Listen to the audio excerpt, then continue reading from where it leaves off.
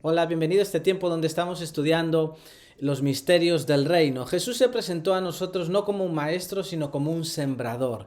Y Él siembra esa semilla en los corazones de las personas. Y hemos estado hablando acerca de ese primer terreno en la parábola del sembrador, donde cae la semilla que es junto al camino. Esa tierra es la gente, como decíamos el otro día, con una mente previamente ya transitada por tantas y tantas líneas de pensamiento que juegan en contra.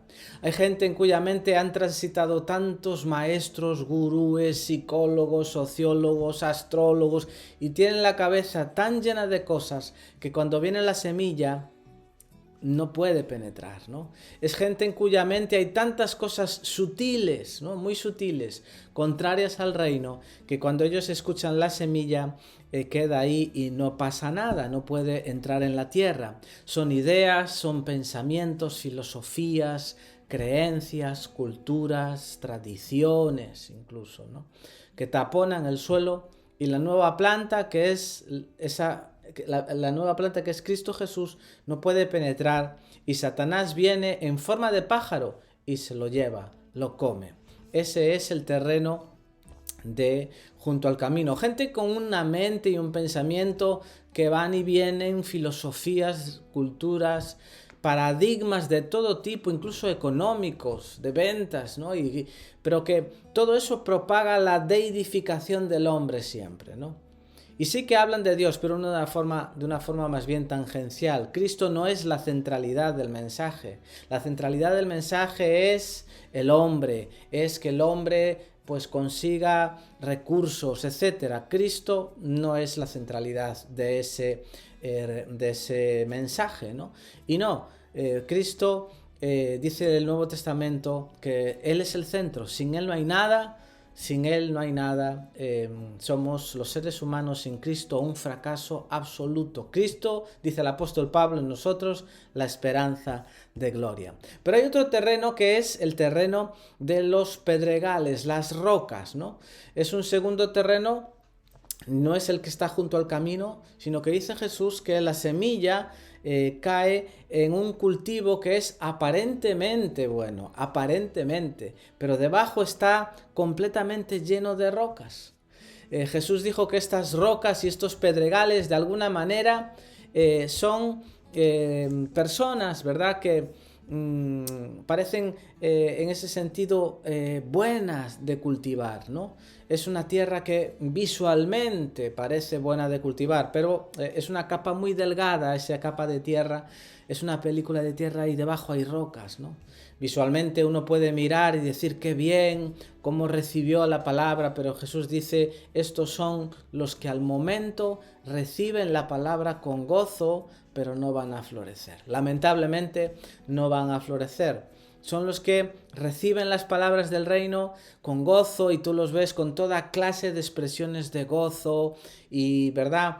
Y tú dices, qué bien, cómo la palabra le tocó, qué contentos se les ve, ¿no? Pero no va adelante. ¿Por qué? Porque el Señor dice que cuando viene el calor abrasador del mediodía, como no tienen profundidad, ¿no? Es una planta que no tiene raíces. ¿Por qué? Porque debajo hay rocas que impiden que esa nueva planta, que es Cristo, eche raíces profundas, ¿no?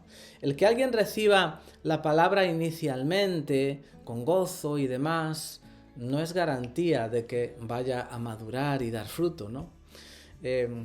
Tú que puedas llevar a lo mejor un par de años solamente en este camino, aún debes enfrentar y empezar a superar todavía aflicciones no fáciles, ¿verdad? Y toda la vida estaremos enfrentando aflicciones y persecuciones y demás, ¿no? Pero que no es una cuestión de 3 meses y estoy con gozo y ya puedo conquistar todo, ¿no? Porque no se trata de eso. Habrá una presión familiar que hay que vencer, a veces conyugal, a veces la presión de lo que nos rodea, ¿no? De lo material, etcétera, ¿no? Repito, alguien recibe la palabra inicialmente con gozo y demás, no es garantía de que vaya a madurar y a dar fruto. Esto nos enseña también que no nos podemos tampoco desanimar, ¿no? Cuando veamos gente que viene y está un tiempo con entusiasmo y se va. ¿no? No nos podemos desanimar. Jesús avisó de que esto nos debe de desanimar lo justo, ¿no?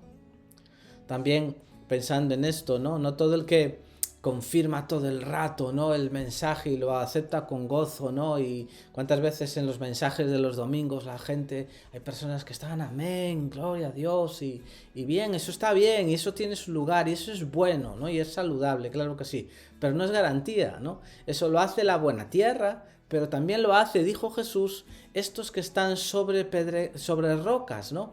Que están cubiertos de una tierra blanda que aparentemente es buena, pero en realidad este suelo es superficial. A mí me encanta cuando en nuestras reuniones pues podemos escuchar afirmaciones y decir, sí, yo también creo eso, amén, ¿no? Eso es bueno, eso lo hace la buena tierra, pero no todo el que lo hace es buena tierra, también están esta clase de terreno, dice Jesús, ¿no? Que al momento lo recibe con gozo, se entusiasma, pero es cuestión de tiempo, por lamentable que parezca oírlo, ¿no? Este terreno quizá tenga unos centímetros de profundidad, ¿no? Hay buena tierra, pero solo en la superficie, ¿no? Y lamentablemente debajo de ella hay rocas. Esa es la imagen que pone Jesús, esa es la idea, ¿sí?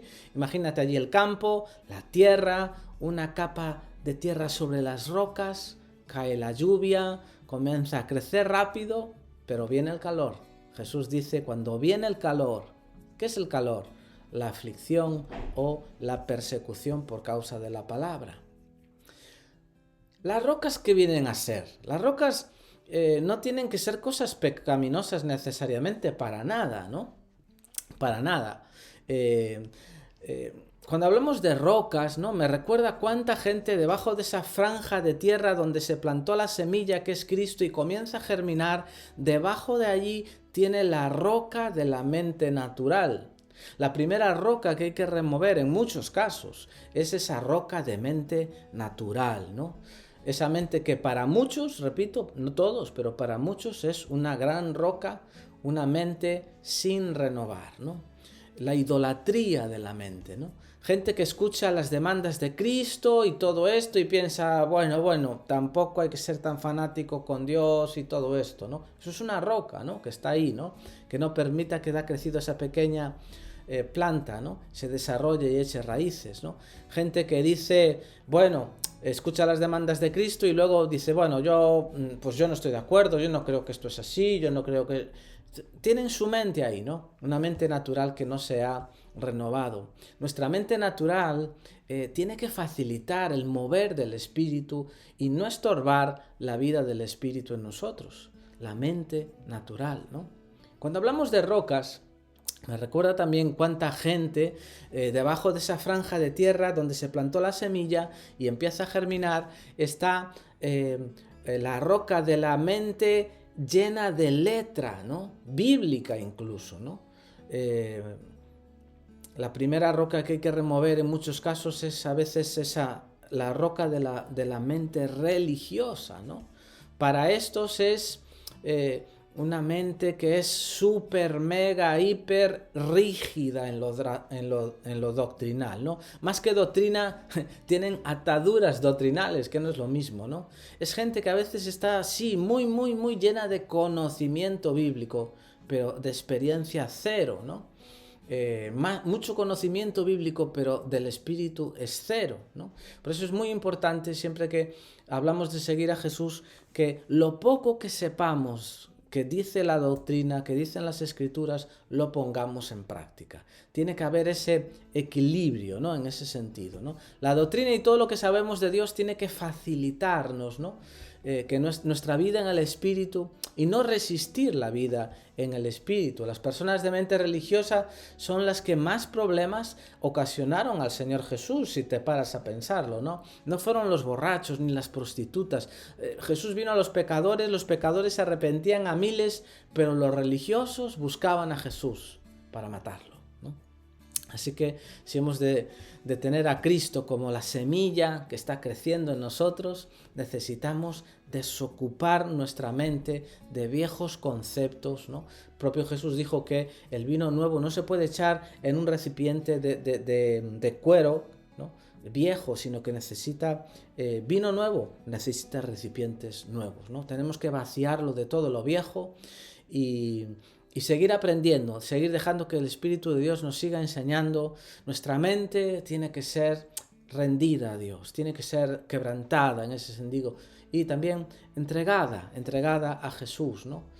A veces encontramos gente, lamentablemente, que dice, no, Señor, yo esto no lo entiendo, pues no creo que es así, y se enfadan y se van apartando, y no puede ser, ¿no? Tenemos que decir, Señor, mira, yo esto no lo entiendo, pero si tu palabra lo dice, yo lo creo y lo creo con todo mi corazón. Señor, me parece difícil entender pues que el hombre haya sido una creación tuya y no la evolución, pero Señor, si tu palabra lo dice, yo lo creo, ¿no? Y yo pude haber defendido toda la vida la evolución, pero si tu palabra dice que es creación tuya, el hombre, pues yo lo creo y no tengo más, ¿no? No tengo más, ¿no? Eso es lo que la Biblia llama llevar cautivo nuestro pensamiento a Cristo, ¿no? Y fíjate, hay otro pasaje muy interesante que está en Santiago, donde Santiago dice, el hombre de doble ánimo es inconstante en todos sus caminos, dice, no piense tal hombre que recibirá cosa alguna del Señor, ¿no? Un pasaje que también por décadas yo no lo entendía. El hombre de doble ánimo. En el original es el hombre de dos mentes. La mente de Cristo por un lado, tratando de positivamente invadir nuestra mente caída y precaria, ¿no? Y por otro lado, la otra mente, la mía, la natural, que es que no se doblega, ¿no? Entonces dice, el hombre de dos mentes, dice, no va a recibir cosa alguna del Señor. Necesitamos que nuestra mente natural con la mente de Cristo sean una sola cosa y predomine, llegue a ser la mente de Cristo, ¿no? La mente no puede ser un obstáculo en nuestras vidas, ¿no? Esto pasa mucho en Europa, ¿no? Tenemos una serie de dudas a veces tan básicas, ¿no? Si Dios existe, si Dios me oye, son cosas que es increíble, que en otras latitudes las dudas son diferentes, son de otro calibre, ¿no? Pero las de Europa son dudas bastante fuertes, ¿no? A veces la mente parece que es un gran obstáculo, ¿no? A veces todas esas ideas también que hemos tontamente abrazado y hasta hemos defendido, ¿no? Hay tanto creyente que parece que está a veces poseído por su mente, lamentablemente, ¿no? Hay gente que está como enamorada de su mente y la defiende a ultranza, ¿no? Y claro, cuando viene el mensaje, las palabras del reino, que no tienen armonía, no está homologado a lo que ya está alojado aquí en su mente, lo rechaza, ¿no? ¿No es esa una mente, una roca bajo la tierra fértil, ¿no? Yo creo que sí, ¿no? Cuando escuchamos el mensaje de la Biblia y decimos, no, esto no se parece a lo que yo creo. No, esto no se parece a lo que yo pienso. Yo pienso que es así, así. Mira, el tema de la mente es una roca debajo de la tierra que cuando la palabra cae y empieza a echar raíces, no deja que se asimile, ¿no? Lo que está ocurriendo ahí es que la palabra anida solamente en el alma, pero no puede echar raíces en el espíritu, en nuestro espíritu, ¿no? Y dice Jesús, no tiene profundidad en sí misma, no puede echar raíces en lo más profundo de nosotros, que es el Espíritu. La palabra es Dios mismo, es el Espíritu de Dios que viene para alcanzar nuestro espíritu, pero hay un filtro ahí que es nuestra alma que a veces no permite, ¿no?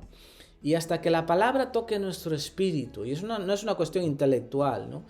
Y desde allí se propague a nuestra alma, esa raíz va a ser tan débil que no va a aguantar el calor del día, o sea, el calor de la aflicción, ¿no?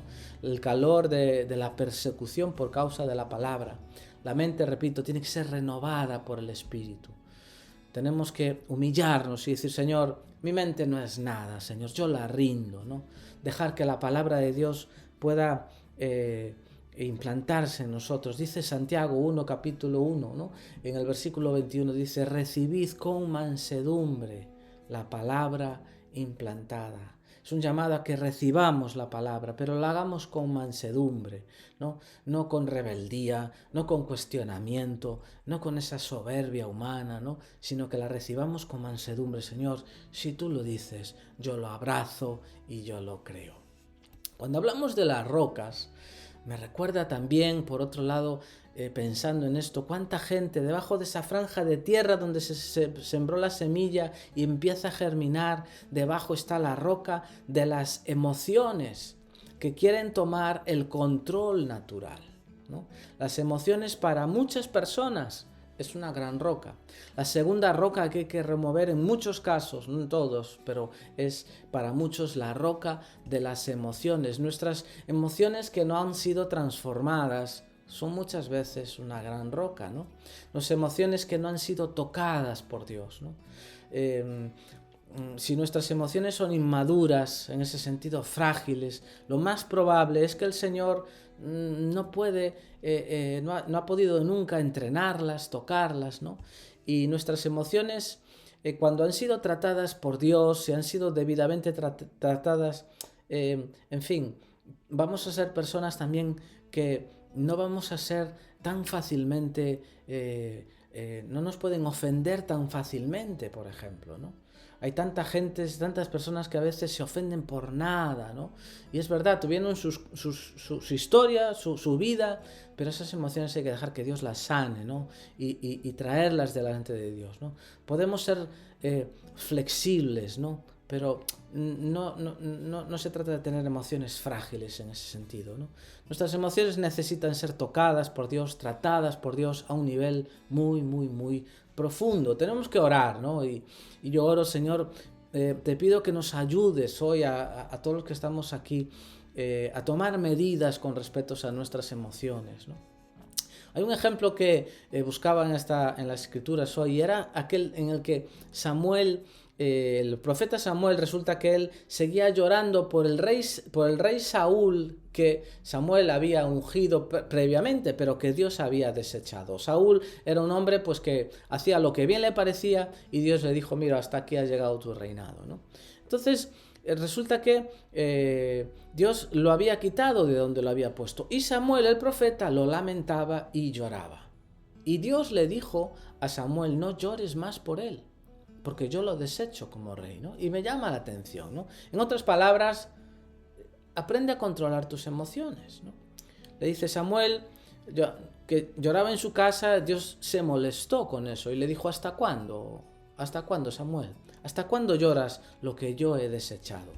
Levántate, Samuel, llena tu cuerno para ahora ungir al siguiente rey, porque vas a lanzar al ministerio al próximo rey que viene. Entonces, nosotros humanamente las emociones pueden confundirnos, podemos querer a veces apearnos del lugar de nuestra asignación, dejar el servicio, a veces por emociones queremos dejar pues nuestro trabajo, qué sé yo, relaciones, por cómo nos estamos sintiendo. En vez de llevar eso a Dios y decir: Señor, yo estoy sintiendo esto, pero yo no vivo por lo que siento, ¿no? Dios nos dio emociones y sentimientos para dar color a la vida, pero no para que ellas rijan nuestra vida, ¿no? Dios no aprueba eso. Puede ser una gran piedra nuestras emociones al propósito de Dios, ¿no? A veces nos ponemos pues sentimentales de más, ¿no? Como estaba haciendo aquí Samuel, ¿no? Con reyes, capitanes, generales que Dios ha rechazado, que Dios ha quitado, ¿no? De alguna manera, ¿no? Que Dios se ha llevado para otro lugar, ¿no? Sucedió ayer, sucedió y sucederá siempre, ¿no? Y tenemos que mirar hacia adelante. Jesús mismo dijo: ninguno que pone la mano en el arado y mira hacia atrás es apto para el reino de Dios. A Pablo, el apóstol, se le apartó muchísima gente que colaboró con él, líderes, ¿no? Hermanos, amigos realmente, ¿no? Y él decía: una cosa hago, ciertamente una cosa hago, y dice, extendiéndome a lo que está delante, y dice, y olvidando ciertamente lo que queda atrás, ¿no? ¿Y qué estaba hablando ahí Pablo? Pues de olvidar lo que Dios ha desechado. En ese sentido, personas pues que han amado más a otros que a Dios, ¿no? Hay que saber de qué lado estamos. A veces con nuestras emociones parece que estamos poniéndonos más del lado de las personas que el de Dios. Y Dios le dice a Samuel: ¿de qué lado estás, Samuel? ¿Estás de mi lado? Si yo le he rechazado, ¿por qué estás llorando eso? Hay que tener cuidado con gente en donde nosotros ponemos nuestro corazón. La única gente que puede herirnos y que puede desanimarnos a tal punto es gente que ponemos en nuestro corazón y en nuestra alma. Y son los únicos que pueden llegar realmente a ofendernos y a desanimarnos tanto, ¿no? Y Samuel entendía que él estaba del lado de Dios, y aunque tendría en su corazón a Saúl, tenía que soltar esas emociones, supeditar sus emociones al propósito de Dios. Qué fantástico. Hay otro ejemplo que está en Levítico 10, y es cuando hay un funeral. Allí hay dos chicos que mueren, son los hijos de Aarón, siervo de Dios, y resulta que ellos ofrecieron delante de Dios un fuego, dice la Biblia, extraño, que Dios no aprobó, y entonces pues murieron delante de Dios, ¿no? Dios juzgó eso. Dios juzga el pecado del hombre. Eso es una lección que está por toda la Biblia. Entonces Moisés le dijo a Aarón, el padre de los dos chicos, le dijo Moisés, mira, Aarón, Dios dice que como santo seré tratado, dice el Señor. Como santo seré tratado, y como santos, santificados tenemos que acercarnos a Él. En otras palabras, le venía a decir, mira, yo soy un Dios santo, yo no comulgo con ruedas de molino. Y la gente, en este caso, estos dos chicos, pues se saltaron este tipo de cosas, y había unas consecuencias. Y Moisés le dijo al padre de estos dos chicos, le dijo, mira, ni luto ni nada, aquí no llores esto, ¿vale? Dios ha juzgado esto, y nada más. O sea, ellos murieron por haber hecho lo indebido, ¿no? Entonces, el Dios Santo ha juzgado. En su condición de padre, pues no le fue fácil, pero Moisés instruyó allí a Aarón de que no hiciese grandes lamentaciones, porque ellos habían hecho algo grave delante de Dios, ¿no? Y Aarón entendía que él estaba del lado de Dios, y eso es algo que nosotros tenemos que entender. Estamos del lado de Dios, y nuestras emociones tienen que estar supeditadas al propósito de Dios. Y espero que este ejemplo no te confunda mucho, porque es un ejemplo muy fuerte, ¿no? Pero el reino de Dios, la vida de la iglesia, no podemos jugar con las emociones. En ese sentido tenemos que tener ahí cuidado, ¿no? Entonces las emociones deben de ser renovadas por Dios, deben de ser renovadas, las tenemos que entregar a Dios, ¿no? A veces decimos, bueno, es que yo no siento que Dios está conmigo. Bueno, Dios dice que está conmigo y punto, es así, la fe, ¿no? No es que yo no siento, cuidado, ¿no? Tenemos que traer nuestras emociones a Dios y dejar, Señor, obra en mí, obra a través del Espíritu Santo. Otra de las rocas que a veces, tercera roca que estamos hablando hoy, que a veces están ahí deteniendo que la planta eche raíces, es nuestra voluntad, ¿no? Y es una roca muy difícil y muy dura, ¿no? A veces es tremenda, ¿no? Es necesario que nuestra voluntad sea quebrantada, ¿no? Y en ese sentido seamos personas que hagamos lo que tenemos que hacer. Hay unas disciplinas espirituales, por ejemplo, que Dios nos llama a hacer y que tenemos que hacer, ¿no? Y a veces la voluntad pues no quiere ser disciplinado, y tenemos que traer nuestra voluntad a Dios y decir, Señor, tócame, ayúdame, ¿no? Pero yo no puedo dejar que mi voluntad me lleve a no leer la Biblia porque me dé pereza reunirme, etcétera. No, Señor, ayúdame a que mi voluntad esté consagrada a ti. No puede ser una roca que impida que la semilla, que es Cristo, y esa plantita nueva sea comprometida. Entonces decía Jesús, el calor, ¿no?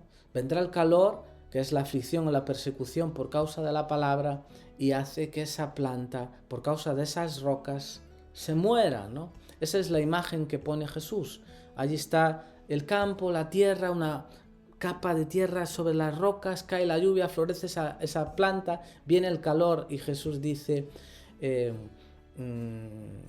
esa planta, por causa, dice Jesús, de la persecución y de la aflicción, pero también de la persecución, tropiezan y se secan. Jesús dijo, mira, si vais a seguirme, vais a tener que superar las persecuciones, ¿no?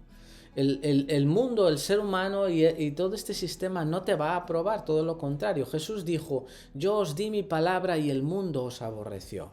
Yo te di mi palabra y tus padres se levantaron contra ti. Yo te di mi palabra y tu esposo o tu esposa inexplicablemente ahora no quieres que vayas tanto a la iglesia y está en un tira y afloja contigo. ¿Por qué? Porque tú tienes la palabra de Dios, tú tienes a Dios. Y entonces nadie quiere ser aborrecido, pero muchas veces es un precio a pagar por seguir a Jesús. Yo recuerdo cuando comencé a seguir a Jesús, mi padre, tenía ejercía una presión sobre mí porque él no estaba de acuerdo. Y cuando mi madre también acepta a Jesús y comienza a seguirle, mi padre deja también pues ya de salir con ella, etcétera, ¿no? ¿Por qué? Para ejercer una presión, pero gracias a Dios que ella aguantó ahí firme y sigue firme ahí al Señor como una campeona, ¿no? Entonces va a haber persecución, ¿no? A Jesús mismo le aborrecieron por causa de la palabra, ¿no? De su enfoque a Dios Padre, ¿no? Entonces tenemos que decir, Señor, ayúdame, ten misericordia de mí, no dejes que mi corazón sea endurecido ni por mi voluntad, ni por mi mente. Desentierra cualquier cosa, que no haya rocas en mí, Señor, que tu Espíritu me cubra por completo. Y la último terreno que vamos a ver hoy es el de los espinos, ¿no? Jesús dice, el que fue sembrado entre los espinos oye la palabra, pero el afán de este siglo y el engaño de las riquezas ahogan la palabra y se hace infructuosa. Debemos entender que el origen de los espinos es la serpiente, ¿no? Allá en Génesis 3, del 17 al 19, se nos dice, cuando hay una maldición, ¿no? Dice allí Dios, por cuanto obedeciste y comiste del árbol, desobedeciste y comiste del árbol, dice, maldita será la tierra por tu causa, dice, espinos y cardos te producirá. Entonces Jesús dijo que los espinos representan, no lo dice cualquiera, no lo estoy interpretando yo, las preocupaciones de este siglo, y dice el engaño de las riquezas. Estos espinos ahogan el crecimiento de Cristo Jesús, que fue sembrado en nosotros, ¿no? Ese es el grano que fue sembrado y comienza a crecer, que es Cristo, ¿no? Entonces dice que todos estamos familiarizados con las preocupaciones de este siglo, ¿no? Por supuesto que es normal trabajar para ganar la vida. El trabajo es una bendición. Dios lo deja muy claro en su palabra, ¿no? Y cuando hablamos de los afanes de esta vida y del engaño de las riquezas, no estaba Jesús hablando de lo normal que es trabajar y ganarse el sustento para seguir viviendo. Trabajar no representa ningún problema en absoluto. Dios desea que nos ganemos la vida trabajando y trabajando con excelencia, ¿no?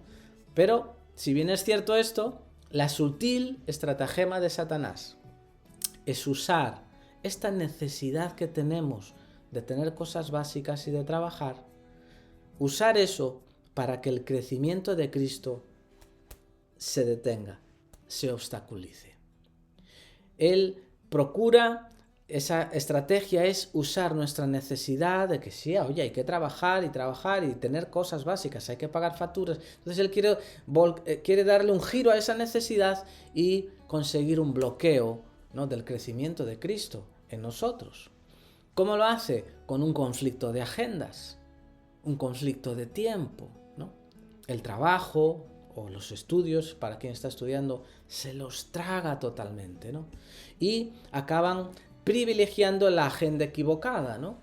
Entonces, nuestro llamado, dice Romanos, es como un triángulo, y lo hemos dicho varias veces, a ser de Cristo, es la conversión, a ser como Cristo, que es la santificación, apartarnos de la maldad, pero también ser para Cristo, que tiene que ver con trabajar para el reino de Dios y extender su reino, ¿no? Entonces, ese tercer lado del llamado, Satanás lo trunca, ¿no? La extensión del reino y el trabajo en el reino queda relegado a si tengo tiempo, ¿no? Si tengo tiempo. Entonces, Dios eso no lo aprueba, ¿no? Dios dice, yo honraré a los que me honran, ¿no? Así que esto ahoga el crecimiento de Cristo en nuestro ser, que es la semilla. Cristo quiere que nuestra pasión sea la extensión de su reino, ¿no? Si tú piensas, ¿a qué vino Jesús a la tierra? Al único que él vino, según los evangelios, es a pagar el precio de tu salvación y de mi salvación. Y esa obra de la cruz se queda allí en una estantería, llenándose de polvo esa obra, si tú y yo no la extendemos, ¿no? Él dijo, id y llevad mi obra, sacarla de la estantería y llevadla, ¿no? Y la estrategia de Satanás es que no tienes tiempo para esto. ¿Por qué? Porque hay que trabajar, hay que ganar, hay que hacer recursos, ¿no? Y esa es la trampa, ¿no? Entonces, repito, no estoy diciendo que no debamos de trabajar, ¿no? Ya lo aclaré. Lo que estoy diciendo es enredarnos, ¿no? En el trabajo, ¿no? Lo que comenzó siendo un trabajo para obtener recursos para vivir, termina siendo el centro de nuestra vida. Termina siendo el centro de nuestra cartilla de gastos. Termina siendo el centro de nuestras fuerzas. Lo que comenzó para obtener recursos, al final lo es todo, es el centro, ¿no? Y aunque digamos las obras son otras, ¿no? En perjuicio de lo otro, ¿no? ¿Y qué fue lo que dice el apóstol Pablo con respecto a este fenómeno que es el conflicto de agendas? Lo dijo muy claro, dijo, ninguno que milita en este camino, ninguno que siga a Cristo, en otras palabras, dice, se enreda en los negocios de la vida. Dice, a fin de agradar a aquel que lo tomó como soldado. O sea, tener negocios en la vida es una cosa y enredarse en los negocios de la vida es otra, ¿no? Y esto es serio porque acabamos distraídos, acabamos tragados por el trabajo, dispuestos pero no disponibles, ¿no? Estamos, pero como si no estuviéramos, y estamos anulados. No puedes contar con las personas porque todo es trabajar, trabajar y trabajar. Si conocemos los caminos de Dios, vamos a estar contentos con poder incluso rebajar nuestro nivel de vida, claro que sí, en vez de estarlo elevando como está haciendo el mundo, ¿no? Continuamente vamos a tener la tentación de elevar nuestra vida, de sofisticar, de complicar nuestro nivel de vida, de hacerlo lo más lujosa, más de marca, más caro. Va a ser siempre una tentación, ¿no?